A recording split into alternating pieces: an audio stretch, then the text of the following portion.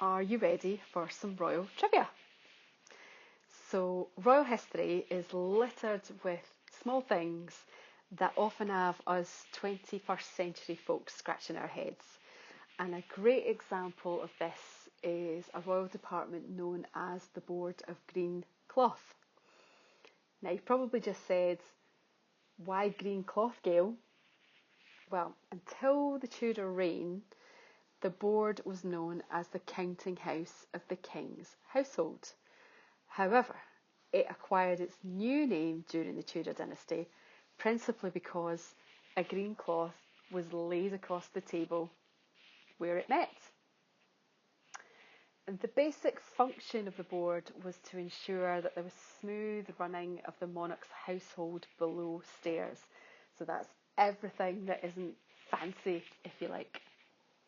The board met twice a week at the palace where the sovereign was resident, and under the management of the Lord Steward, it organised things like food supplies, linen, fuel, and any of the other domestic requirements of the royal household.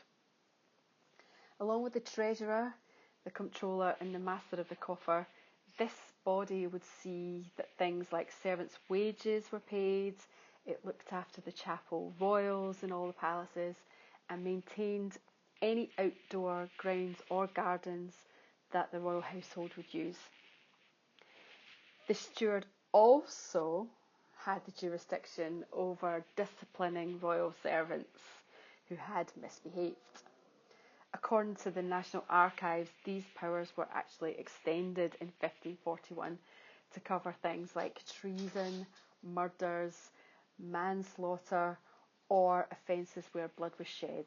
So look out, you were a servant and you were misbehaving. The head of the Board of Green Cloth, as we know, was referred to as the Lord Steward, but it has been referred to by different names down the century. It started off as the Lord Steward from about the 13th century. Then he was known as the Lord Master from 1526. And then from 1554, he was known as the Lord Steward of the Queen's Most Honourable Household.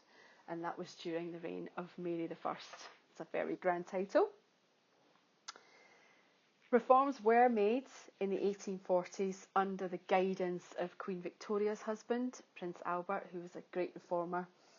The financial responsibilities were moved to the master of the household, and nowadays the board meets just once a year to issue licences to any public houses, that's pubs, places that sell strong liquor, that fall within a 12-mile radius of the old Palace of Whitehall.